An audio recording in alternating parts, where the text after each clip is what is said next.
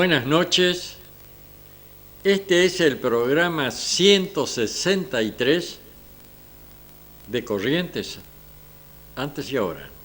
Programa histórico, cultural, una mirada al pasado, una visión del presente.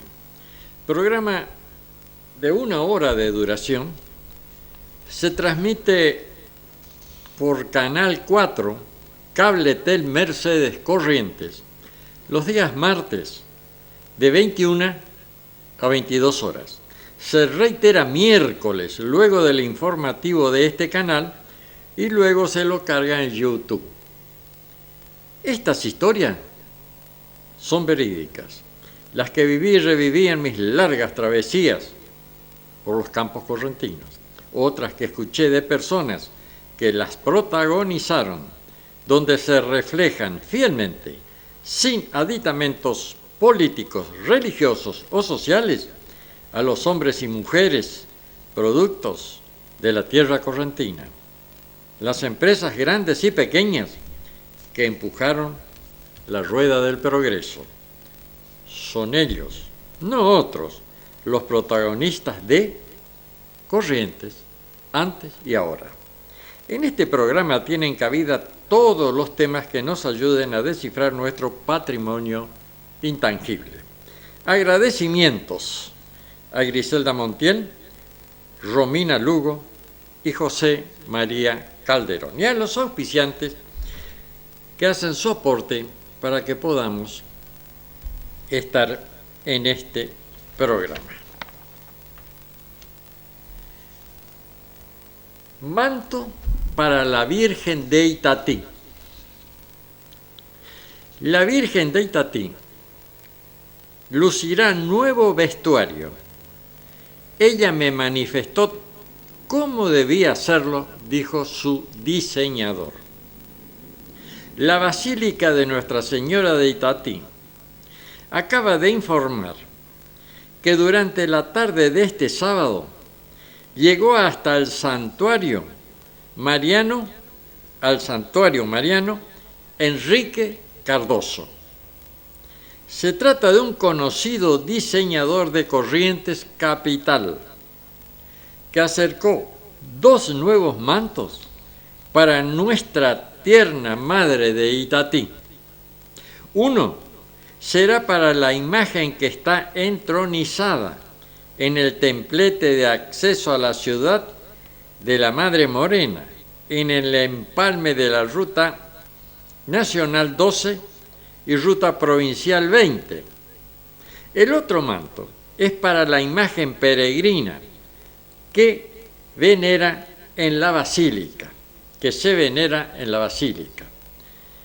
La vestición de la imagen se realizará los días previos a la fiesta de la Inmaculada Concepción, que se celebra junto a la Iglesia Universal el próximo 8 de diciembre. Las camareras de la Virgen fueron las encargadas de recibir la ofrenda de manos del diseñador correntino. Cardoso, en diálogo con integrantes del equipo de prensa del santuario, dijo que se basó en un sueño que tuvo con la Virgen y que fue ella la que me manifestó cómo debía hacerlo. El rector de la Basílica, padre Porfirio Ramírez, agradeció a Henry por esta gran ofrenda de amor a la Virgen. Entonces la Virgen, el próximo 8 de diciembre, va a tener nuevos mantos que la van a cubrir, la Virgen de Itatí. Seguramente va a haber procesiones y demás, y peregrinaciones de una gran cantidad de personas que van así hacia Itatí. Ahora vamos a mostrar una foto. Así íbamos al cole, con ese portafolio, zapatos, guillerminas, con medias 3/4. Bueno, esto lo estamos mostrando en la pantalla, no porque antes era mejor que ahora, ahora se visten totalmente distintas, las chicas, los jóvenes, antes había que ir, por lo menos yo en la escuela, con saco, y bueno, llevaban los portafolios, ahora van las mochilas, y reitero, la vestimenta es totalmente distinta ahora si la comparamos con la de antes, con la que estamos viendo allí en la pantalla. Y vuelvo a decir que no es que yo pienso que antes era mejor que ahora, o que ahora es mejor que antes, o demás. Son épocas. Cada época con sus costumbres, con sus vestimentas, con su forma de ser los chicos. Antes teníamos un gran respeto hacia los maestros, profesores. Ahora no digo que no haya ese respeto, pero quizás sea menor. Pero este ya es otro tema. Ahora estamos viendo cómo decían, dice ahí, vemos la foto, dice, cómo íbamos al cole con ese portafolio, ahora reitero, es mochila, zapatos, guillerminas con medias 3/4. Bueno, muy bien. Ahora vamos al trabajo rural. Trabajo rural desaparecido. Juntada de maíz a mano. Quiero agregar a esto de que muchos extranjeros, especialmente italianos, venían a nuestro país, a la Argentina, a cosechar maíz. La juntada de maíz con maletas era una antigua práctica rural de la cosecha de maíz en la pampa húmeda argentina, donde las familias se movilizaban para recolectar el cereal.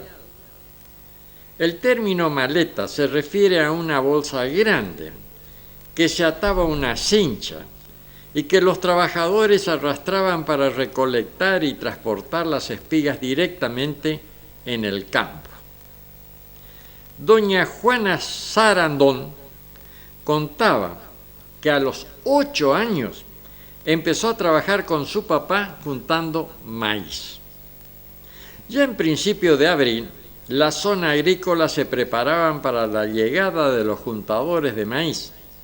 En los campos se construía una especie de silo con las mismas cañas denominadas trojas.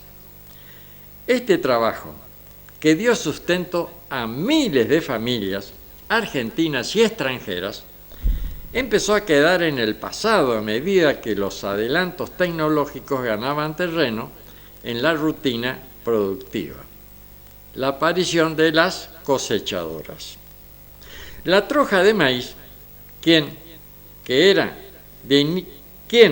de niño haya vivido un tiempo en el campo, ¿no subió alguna vez a un carro volcador de una troja de maíz? La troja era una especie de silo que se construía poniendo unos aros de alambre del tamaño que se quería que tuviera el diámetro. Luego se formaban las paredes, rellenando esos aros con las cañas y chalas de las espigas del maíz, superponiendo otros hasta lograr la altura deseada.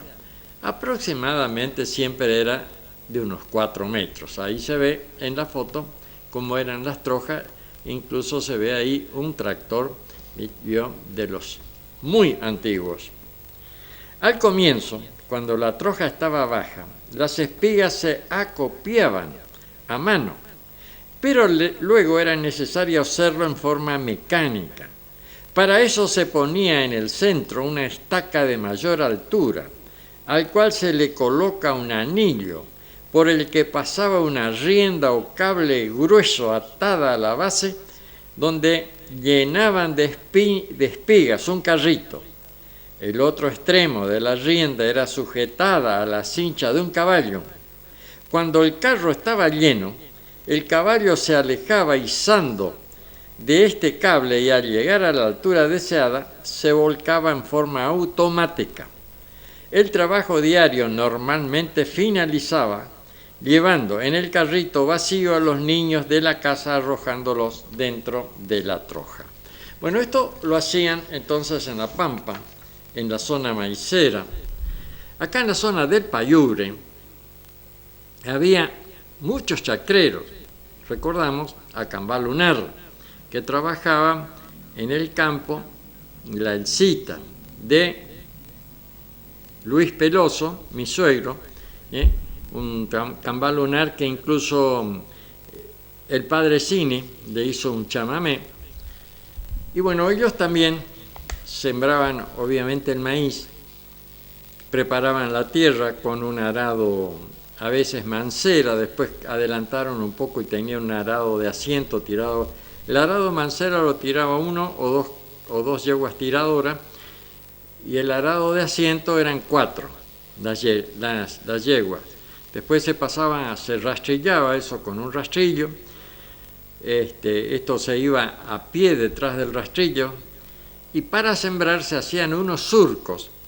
Iban tirando 2 semillas de maíz y la pisaban para que quede enterrada, fija a la tierra. La semilla era que buscaban los marlos más grandes, más desarrollados del año anterior, es decir, no era una semilla híbrida que hacían sino que era la semilla del mismo maíz. Por eso es que las cosechas eran 1.500 y si venía muy bien el año, hasta 2.000 kilos. Entonces, allí también se cosechaba a mano. Se dejaba que se seque bien el maíz en la planta,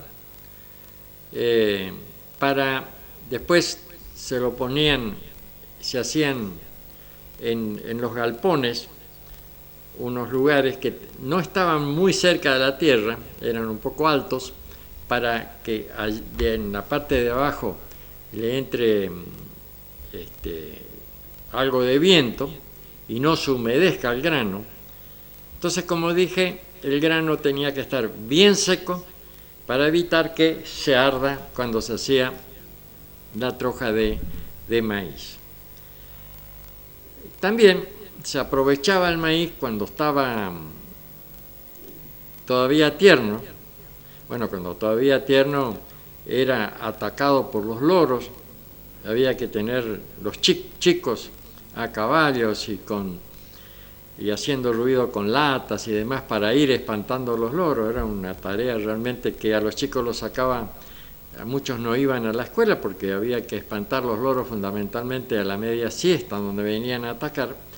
Pero como decía, cuando estaba tierno el maíz, se lo sacaba de la planta, algunos marlos, y se lo ponía en las brasas, y se comía entonces el maíz asado. Es el mismo o muy parecido al que venden fundamentalmente en las playas brasileras, también en las argentinas ahora, pero es otro tipo de grano. Este es un tipo, el que venden ya en las playas, es el maíz para choclo, un maíz dulce, que también venden en la verdulería para la sopa o los locros, lo que se haga en la casa. El que se ocupaba ya en el campo era el maíz colorado. Y también ese maíz se lo desgranaba con una máquina a mano, se lo iba obviamente embolsando. Las cocineras lo desgranaban o tomaban esos granos, o si no, algunos los desgranaban directamente a mano y lo ponían en los morteros y los picaban, los pisaban, para mejor decirlo, y después soplaban para sacarle el afrecho, y ese era el maíz pisado que al otro día, muy temprano, ponían en el locro. También de las chacras, la batata se la ponía no en las brasas, sino al lado, en las cenizas calientes, ya temprano, y bueno, y cerca del mediodía ya estaban cocinadas, las cocinaban con cáscara. Obviamente que ponían también eso cuando hacían el locro. Cuando hacían el locro también ponían la mandioca, y la mandioca blanca que se cosechaba en el Payubre, digo que se cosechaba porque ahora no sé si se está cosechando, las zonas están muy despobladas, pero bueno, eso es un tiempo, lo vamos a hablar en otra oportunidad. Se ponía temprano la mandioca blanca porque es mucho más dura que la colorada, que se cocina mucho más rápido. Bueno, entonces esto es un pantallazo de esto, de que se juntaba el maíz, y reitero, muchos extranjeros, en especial italianos, venían a la Argentina a la cosecha, una vez que terminaba la cosecha a mano. Imagínense la gran cantidad de gente que debía trabajar para cosechar eso. Y bueno, se hacía a mano. Eran italianos fundamentalmente que venían, cosechaban, obviamente cobraban y se iban de regreso a Italia esperando la nueva cosecha. Obviamente que con las máquinas, con las cosechadoras, este trabajo ya quedó para la historia. Ahora voy a hablar de la modelo argentina que encaró los valores de la enfermería en un gesto universal. La sorprendente historia detrás de una foto. La imagen más reproducida en los sanatorios del planeta nació en nuestro país y tuvo como protagonista a Muriel Mercedes Watney, una modelo de alta costura. Como se descubrió su identidad y su historia luego contada por el periodista bahiense, y por qué su rostro continúa vigente en el Día de las Enfermeras. Hay imágenes que nacen para quedarse. No importa el país, el idioma ni el sistema de salud, basta entrar a un hospital para encontrarla allí, serena, firme, eterna. Una mujer joven, confía impecable,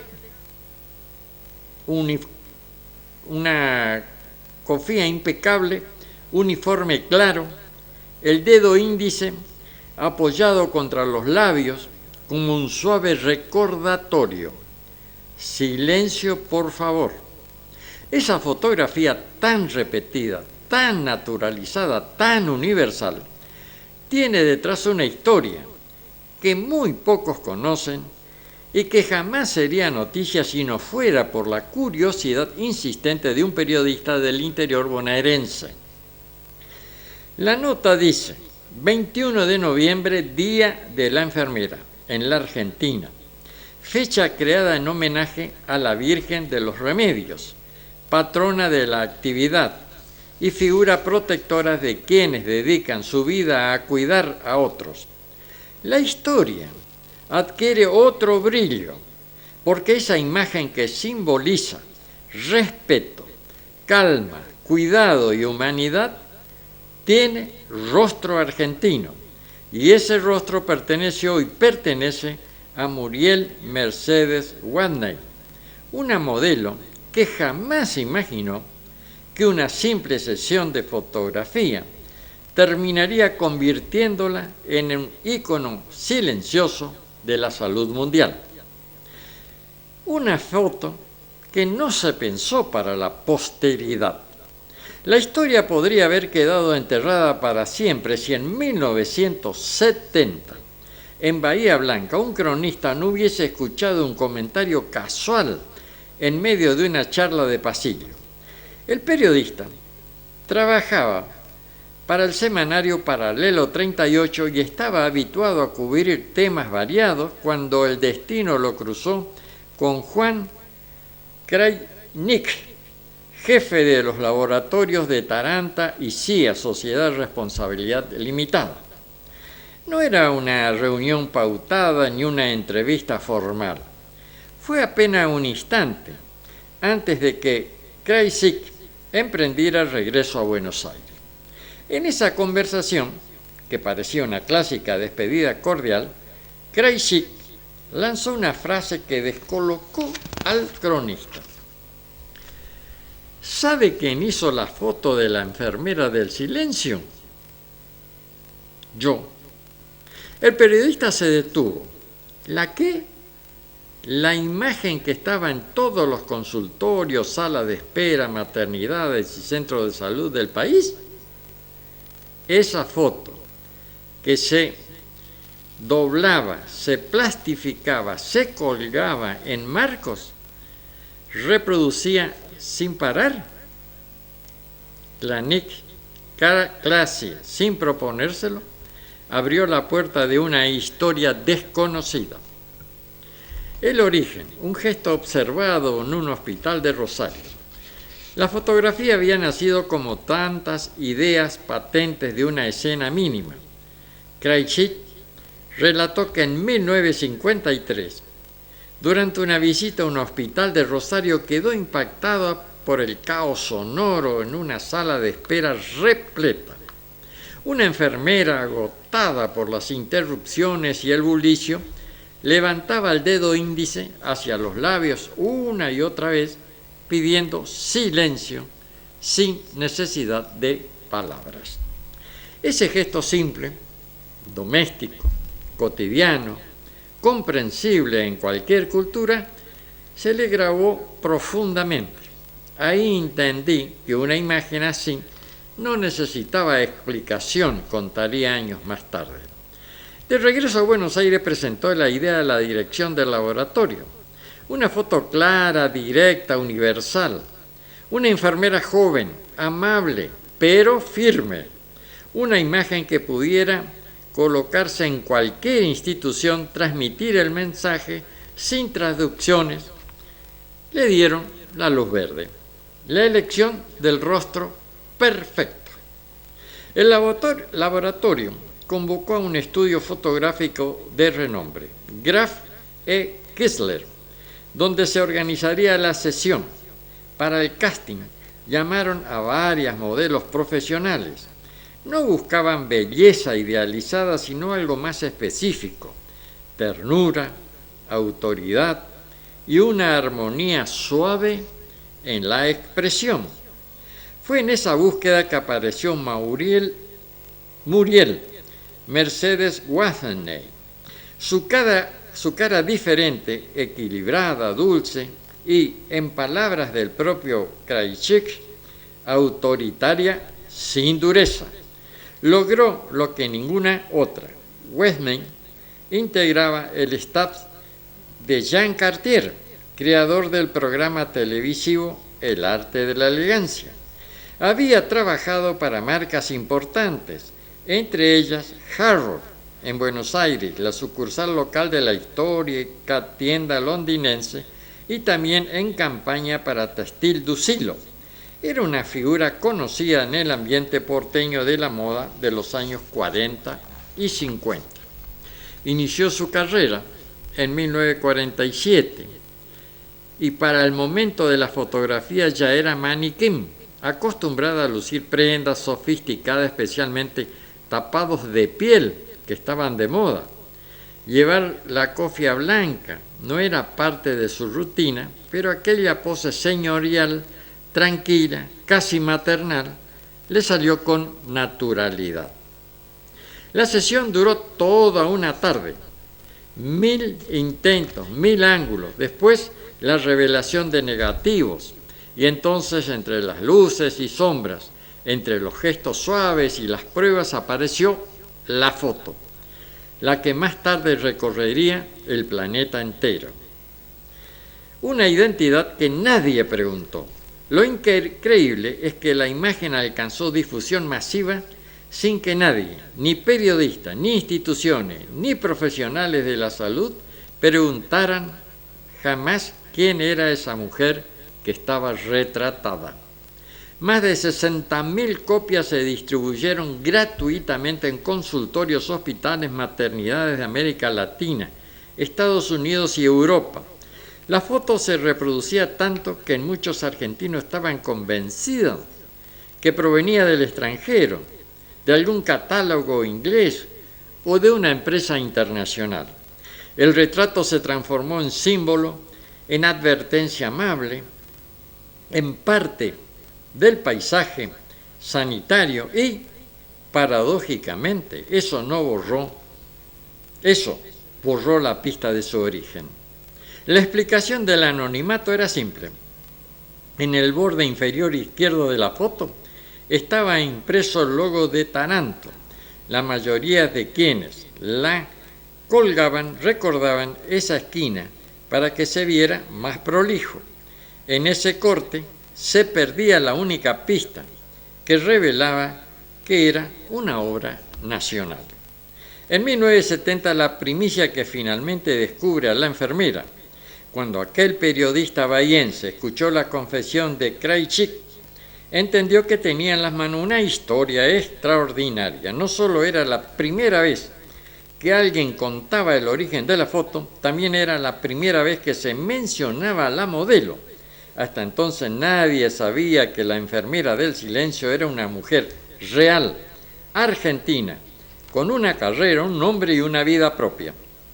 Se produjo entonces una llamada telefónica a la protagonista.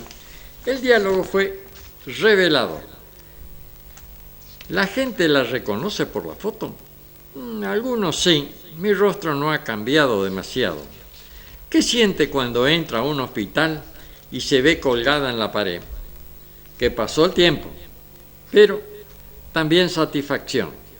Con esos datos y con el duplicado de los negativos de Krajicek, facilitó el semanario Paralelo 38 y publicó el 5 de septiembre de 1970 un número histórico.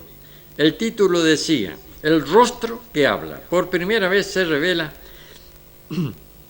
la verdadera historia de la modelo argentina Muriel Mercedes Weimer, inspiradora de la famosa foto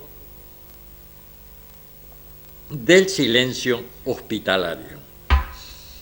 La primicia quedó en la memoria del periodismo local y resurgió recientemente gracias al periodista Mariano Buren, quien reconstruyó la historia para el portal de La Nueva Provincia y volvió a traer a la escena un retrato que parecía anónimo, pero no lo era. El peso simbólico en el Día de la Enfermera. En este 21 de noviembre, mientras se celebra a las enfermeras argentinas en honor a la Virgen de los Remedios, la historia adquiere una nueva dimensión. La foto de Weimer fue concebida como herramienta comunicacional, pero con el tiempo se transformó en homenaje involuntario. Representó, y aún representa, la templanza de quienes sostienen manos, acompañan médicos, calman dolores y trabajan cuando todos descansan. Su dedo en los labios no es censura, es cuidado, es respeto, es un recordatorio de que la salud también necesita calma, escucha y serenidad. De algún modo, esa imagen ayudó a humanizar pasillos fríos y a suavizar silencios, a veces duros. La enfermera perfecta que no era enfermera. El contraste es curioso y hermoso. La mujer se volvió símbolo universal de enfermería. No era enfermera, sino modelo y, sin embargo, su rostro encaró valores esenciales de la profesión. Quizás porque el gesto original en aquella enfermera real en Rosario nació del agotamiento, sí, pero también del compromiso. Westbein, al recrearlo, lo volvió eterno. Hoy, cuando la profesión enfrenta desafíos enormes, cuando la enfermería volvió a ser reconocida como esencial y heroica, recordar a la mujer detrás de la imagen también es una forma de homenaje, porque cada enfermera y cada enfermero que trabaja en un hospital sabe que el silencio no es ausencia, es parte del cuidado, es el espacio donde el cuerpo reposa, donde la angustia baja y donde los profesionales pueden hacer su tarea con precisión. Muriel Westbein quizás nunca imaginó que su foto recorrería continentes, tampoco imaginó que décadas después su gesto sería símbolo de algo más profundo que una campaña de laboratorio, pero lo es. Y en este 21 de noviembre su imagen se ilumina una vez más, no para pedir silencio, sino para agradecer desde este retrato inmóvil a quienes llenan de humanidad los hospitales del mundo. Bueno, ahora vamos a ir a un chamamé. Río de Camalotes, por las Cullen.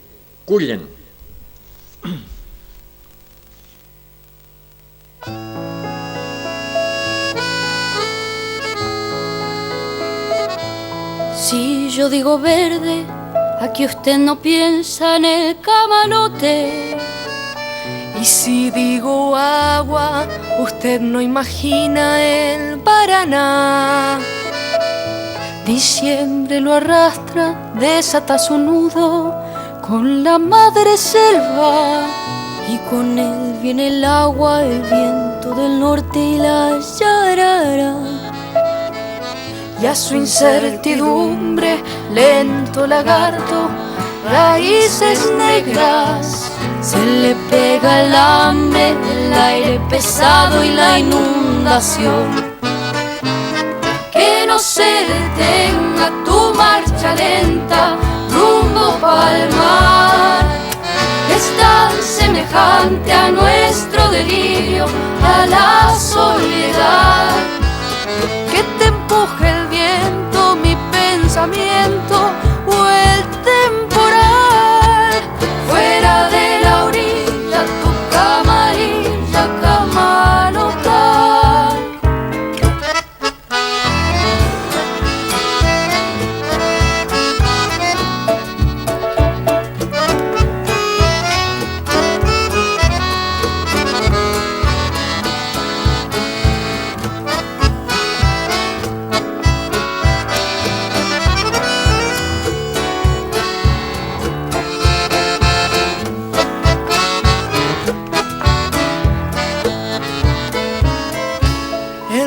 Que te acuna, mete su lengua en el caserío. Bajo tu llanura juega el dorado escondiéndose. Silencioso ejército, panza de agua, patas de barro. Mamotreto de hojas, verdes las aguas del invasor. Que no se detenga tu marcha lenta, rumbo pa'l mar. Es tan semejante a nuestro delirio, a la soledad. Que te empuje el viento, mi pensamiento o el temporal. Fuera de la orilla, tu camarilla, camalotal.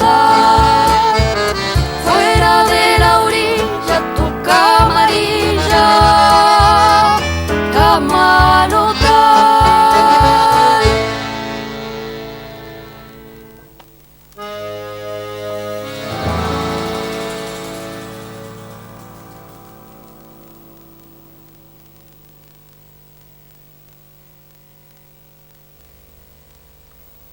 Bueno, entonces fue Río de Camalotes, por Las Cullen.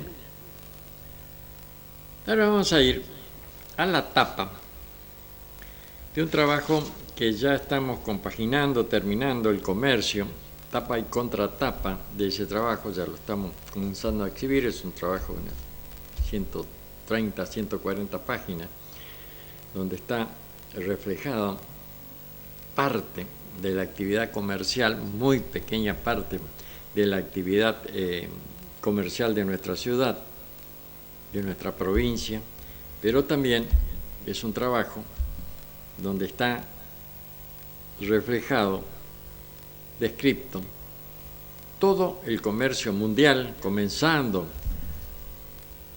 por el año 1230, donde el sultán de Malí comercializaba sal y oro, y es considerado este sultán, si traemos a plata de hoy, como el hombre más rico del mundo, tendría unos 400.000 millones de dólares, algo así. Bueno, este trabajo entonces lo estamos ya compaginando, vamos a ver si lo podemos presentar, si no es este año será el próximo. Y ya que estamos hablando sobre el comercio mercedeño, yo voy a hablar del comercio mercedeño. No sé, en otros tipos, cuando vemos por televisión también en muchos lugares están pasando momentos muy difíciles, pero estamos hablando del comercio mercedeño. La otra vez algo publicó la profesora y también comerciante Moira Mónaco respecto a las dificultades que tienen, la falta de ventas, por, bueno, seguramente por alguna competencia que viene desde el exterior, venden en otros lugares, el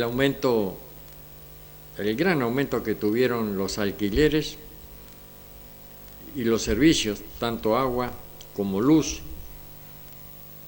y los impuestos. Y reitero, el principal problema es la falta de venta. Ella lo explicaba perfectamente en un video que lógicamente eso representa a muchísimos comercios de nuestra ciudad. Y este impacto en el comercio, impacto que ha dado Mercedes, luego también lo vamos a explicar en algún programa próximo, el retroceso que ha tenido Mercedes cuando se fue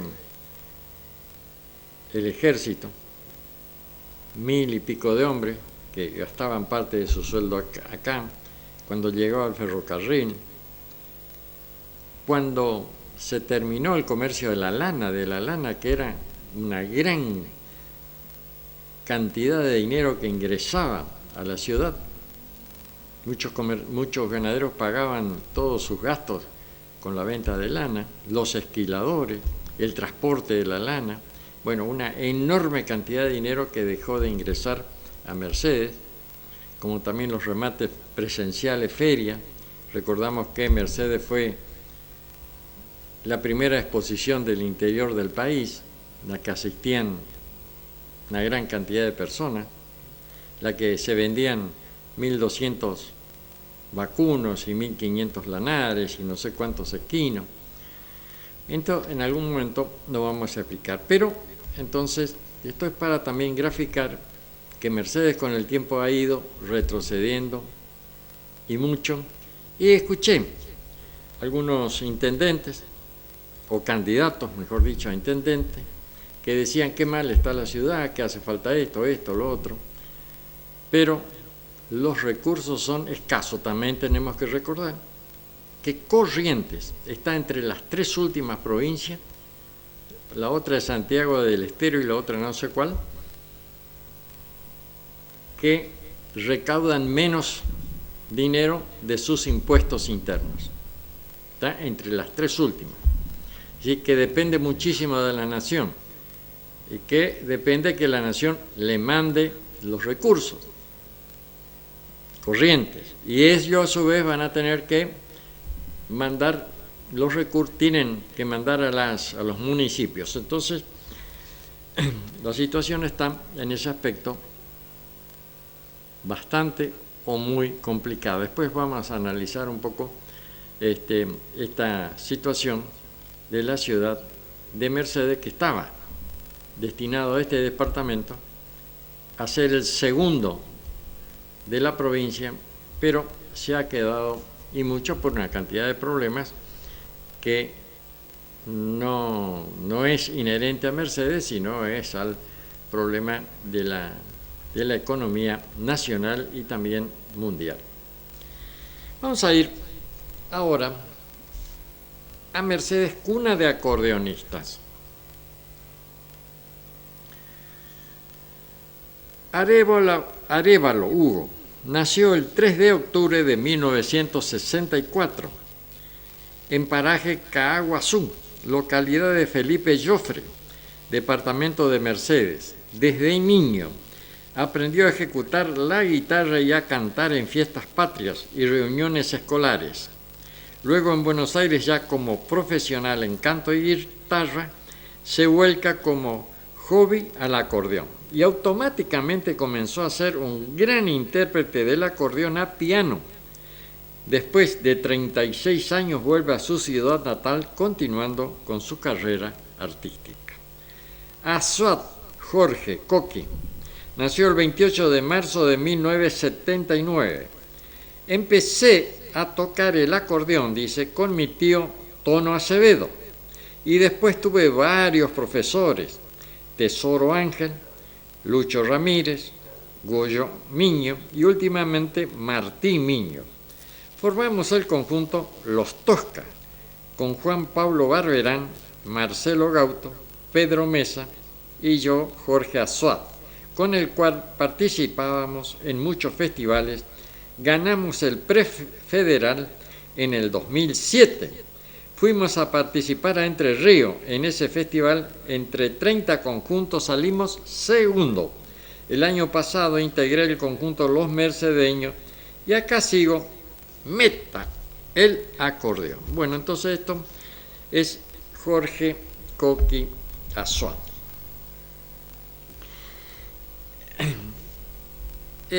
Tengo acá otro trabajo que hice, es La Pilarcita.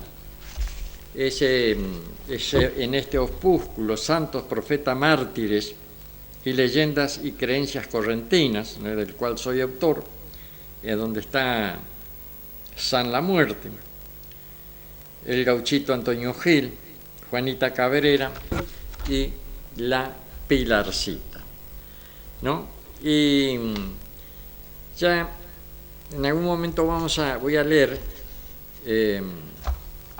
esto de La Pilarcita. Acá ya estamos quedando ya con menos tiempo.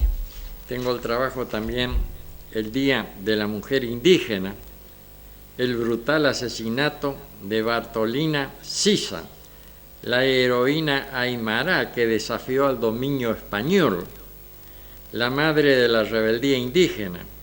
No se resignó al sometimiento de su pueblo en manos del colonialismo y fue asesinada violentamente el 5 de septiembre de 1782.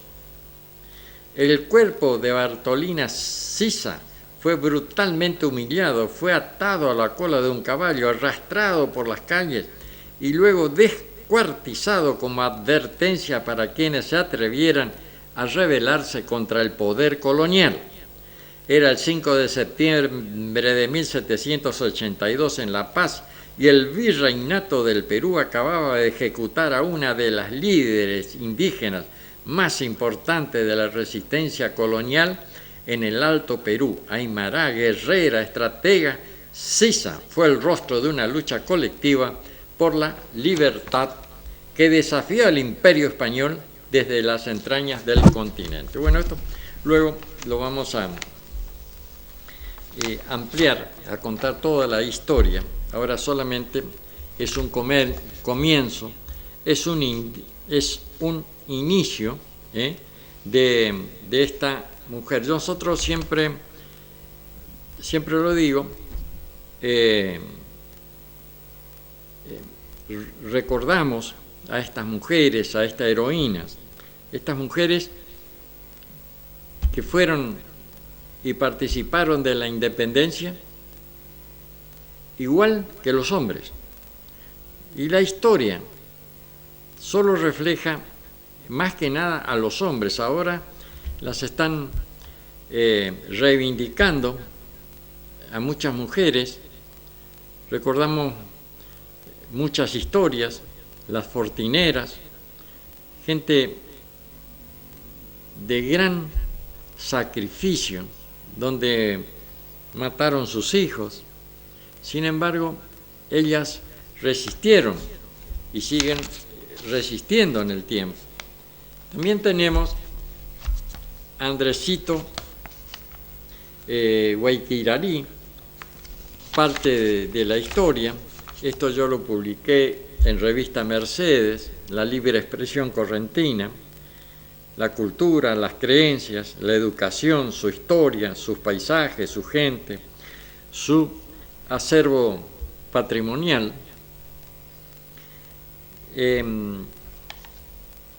Tengo también la gente que aprobó el examen de evaluación de los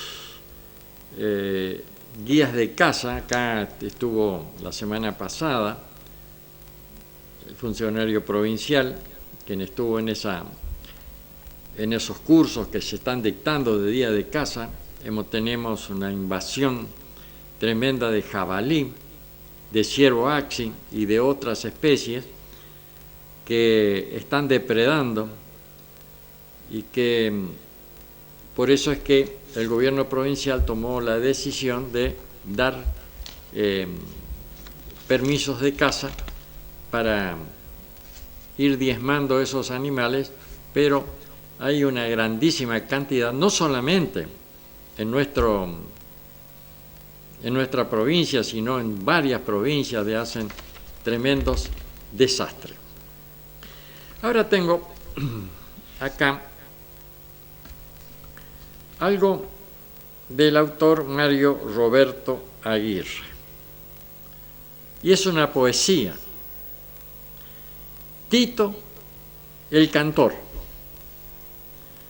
Tito Gómez no se ha ido, se le siente siempre aquí al escuchar de seguido su niña del Ñangapirí.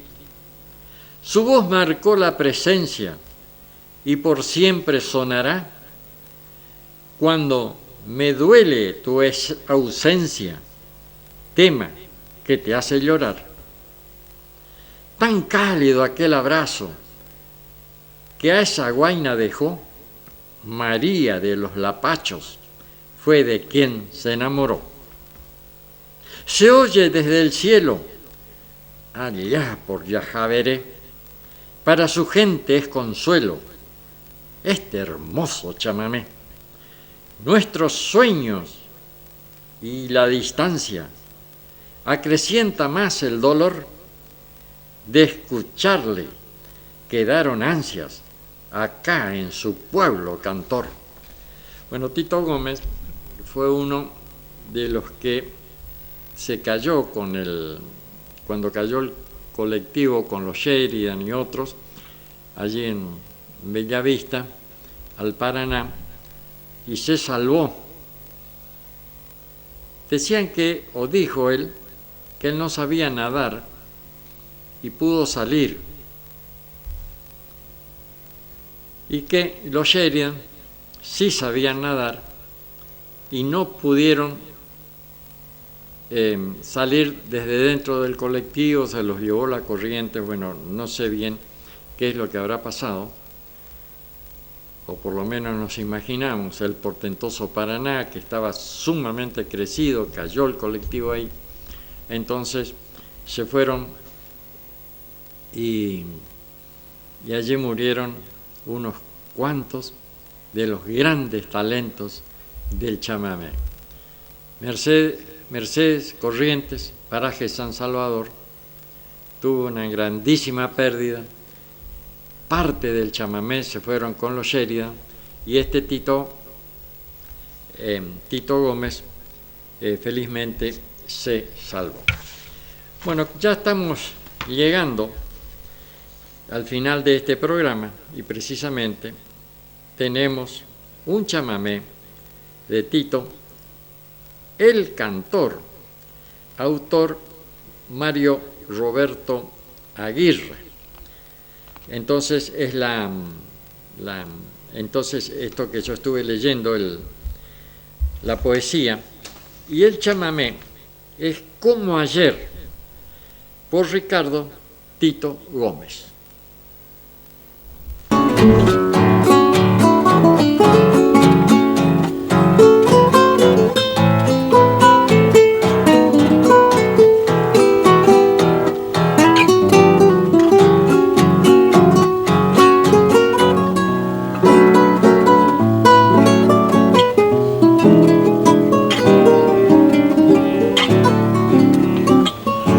Parece que hoy quiero estar en tus ojos, alumbrándote el alma con mi nueva canción.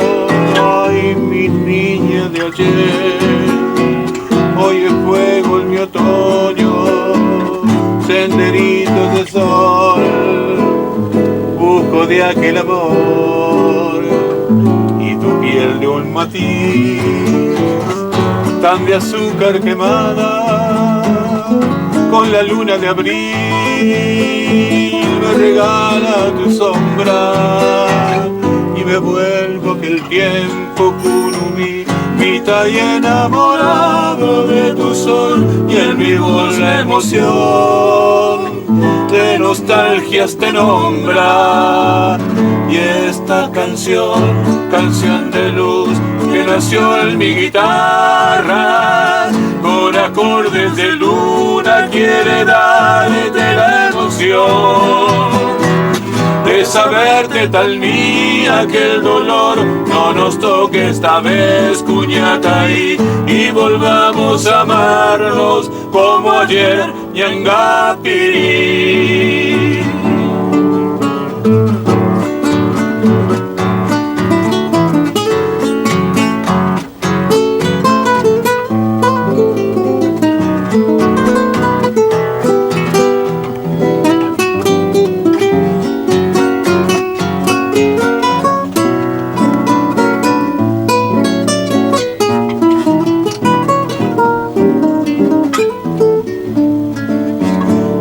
Piel de un matiz tan de azúcar quemada, con la luna de abril me regala tu sombra y me vuelvo aquel tiempo curumita y enamorado de tu sol, y en tu voz la emoción de nostalgias te nombra. Y esta canción de luz que nació en mi guitarra, con acordes de luna quiere darte la emoción de saberte tal mía que el dolor no nos toque esta vez, cuñata, y volvamos a amarnos como ayer, Ñangapirí. Y volvamos a amarnos como ayer, Ñangapirí.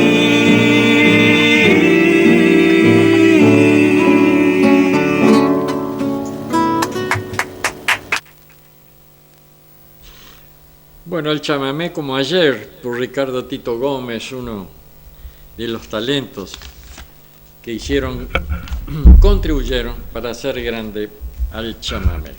Esto ha sido todo para este programa. Si el destino así lo permite, el próximo martes a partir de la hora 21 estaremos nuevamente en este canal, en este horario, con un programa de similares características, recordando que mañana, miércoles, luego del informativo de este canal, hora 14 más o menos, este programa va a ser reiterado y también lo vamos a cargar en YouTube. Tengan ustedes muy buenas noches y muchas gracias.